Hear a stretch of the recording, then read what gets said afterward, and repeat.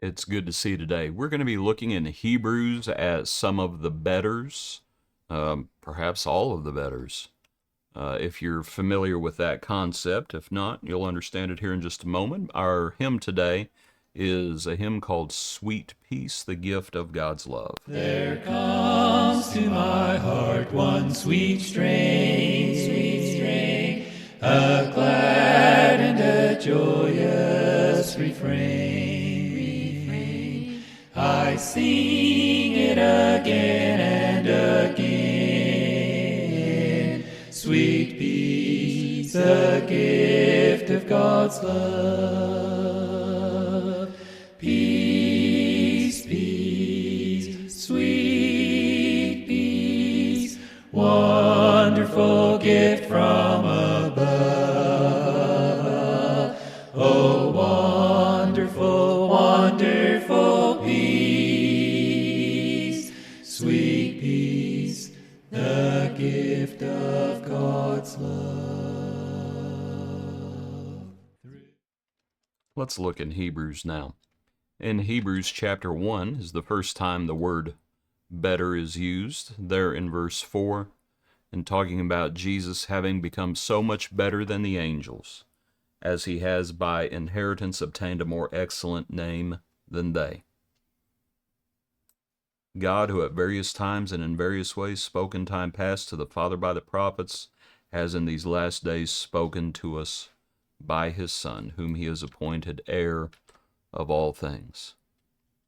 In chapter 6, in speaking about the need for maturity and the need to press on to maturity, says, "But beloved, we are confident of better things concerning you, that they would not draw back to perdition, but would press on.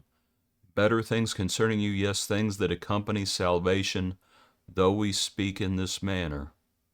For God is not unjust to forget your work and labor of love which you have shown toward his name, and that you have ministered to the saints and do minister." In chapter 7, in speaking about Abraham, and it's within the context of speaking about Abraham and Melchizedek, and it says, "Beyond all contradiction, the lesser is blessed by the better." And so it's speaking about how, because all of the Jews, thought Abraham was the greatest, and yet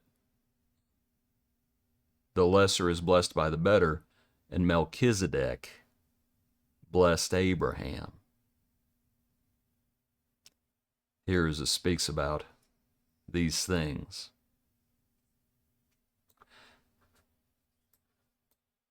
And so we think about Jesus, how Jesus came as a priest according to the order of Melchizedek, and Jesus is better.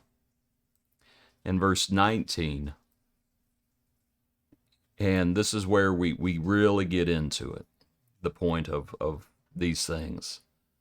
"The law made nothing perfect. On the other hand, there is the bringing in of a better hope, through which we draw near to God." The law made nothing perfect, but there's a bringing in of a better hope. In verse 22, says, "By so much more Jesus has become a surety of a better covenant." In chapter 8, at verse 6, "But now he has obtained a more excellent ministry, inasmuch as he is also a mediator of a better covenant, which was established on better promises."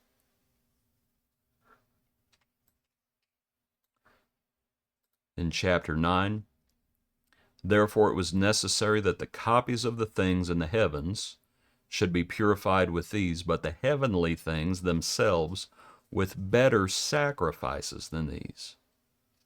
The things in the tabernacle and the temple, those things were just copies, and they were purified. They were purified with the blood of bulls and goats, but the heavenly things with better sacrifices, namely Jesus himself. Chapter 10 at verse 34, The writer says, "You had compassion on me in my chains and joyfully accepted the plundering of your goods, knowing that you have a better and an enduring possession for yourselves in heaven." A better and enduring possession. They accepted the plundering of their goods. In chapter 11, in the Heroes of Faith passage, says, "They desire a better, that is a heavenly country. Therefore God is not ashamed to be called their God." In chapter 11, verse 40, towards the end of that list, God having provided something better for us, that they should not be made perfect apart from us. We have come to Jesus, the mediator, verse 24, of a new covenant, and to the blood of sprinkling that speaks better things than that of Abel. You know, some people think that Abel cried out for vengeance. You should go back and read that account in Genesis. It doesn't say he cried out for vengeance. God just says his blood cries out to me. It would have been, we're not supposed to take vengeance. That's not what vengeance belongs to the Lord. Abel is also spoken about elsewhere in Hebrews nearby, and it speaks of his sacrifices. And so the point of verse 24 here may be not Abel's blood itself, not Abel's blood per se, but the blood of the sacrifices that Abel brought. Again, pointing to how Jesus is better.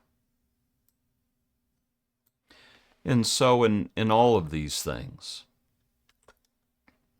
as we think about, I was thinking about our hymn, and we think about the Lord and the peace that we have. And the blood of bulls and goats couldn't take away sin.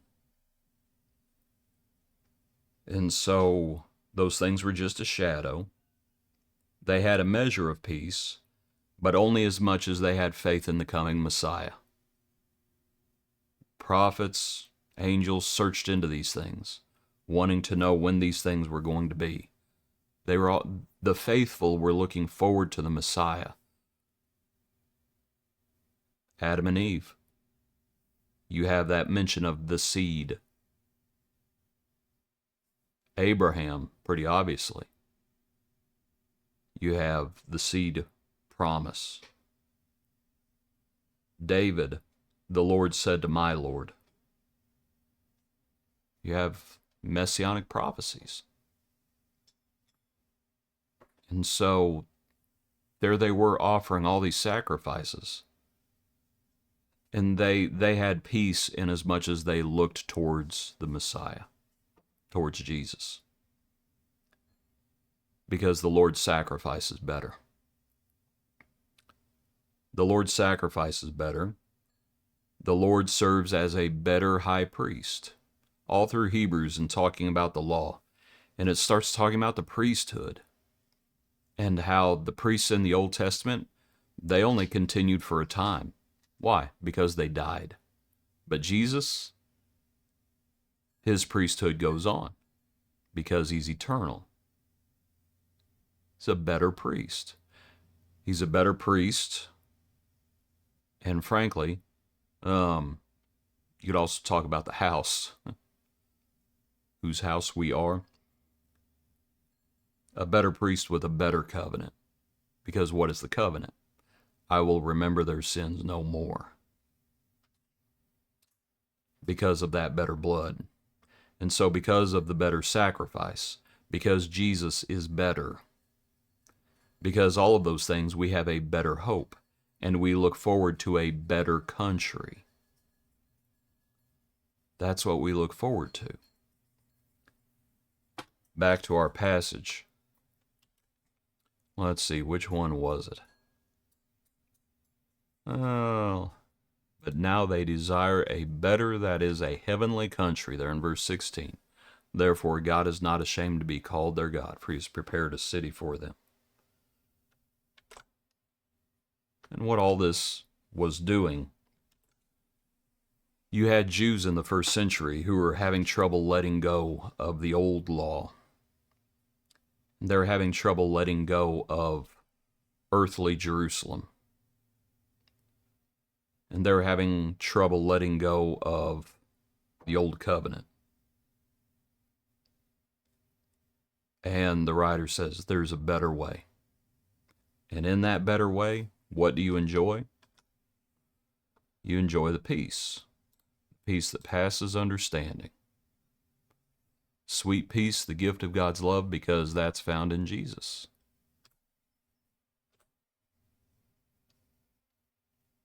As we think about the peace that he offers us, the reconciliation with God the Father, the forgiveness of our sins through him. Appreciate you. Hope you have a good day. Join us tomorrow for another portion of our daily praise.